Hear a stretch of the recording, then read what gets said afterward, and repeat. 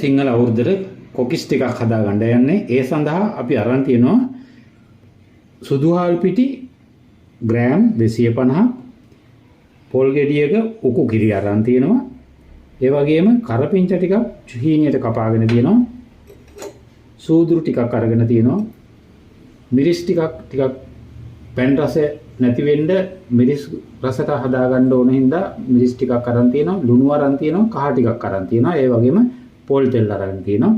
දැන් අපි ඊළඟට අපි බලමු මේක කොහොමද හදන්නේ කියලා. දැන් අපි මේක හදාගන්න විදිය බලමු. අපි මේකෙන් ලුණු ටිකක් එකතු කරගන්නවා. ඒ වගේම කහ ටිකක් එකතු කරගන්නවා. මිරිස් කුඩු ටිකක් මේකට එකතු කරගන්නවා මේ ආකාරයට. ඒ වගේම අපිට ඕනම් මේ සූදුරු ටිකක් එකතු කරගන්නත් පුළුවන්. මේකට ඕනම් තව සීනි ටිකක් එකතු කරගන්න පුළුවන්. සීනි ඉතින් කණ එක ගොඩක් අද දියවැඩියා ලෙඩ නිසා ඒක උචිත නැහැ කියලා හිතුණා.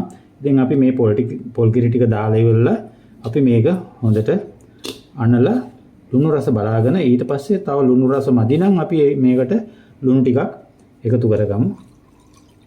මේ ආකාරයට අපි මේක අනා ගන්නවා ටිකෙන් ටික. හොඳට මේක එක පදමකට එනකොට අපි නතර කරන්න ඕනේ. ගොඩාක් දිය කරගන්න හොඳ නැහැ. මොකද එතකොට අපිට කොකිස් අච්චුවට මේක නොව කරලා ගන්න අමාරුයි.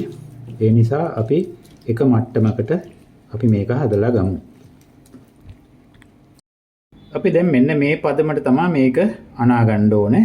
එතකොට අපිට හරි පහසු වෙනවා කොකිස් හදාගන්න. ඊළඟට අපි බලමු මේක තෙල් ටිකක් ලිබේ තියලා ඉවරලා කොහොමද හදාගන්නේ කියලා.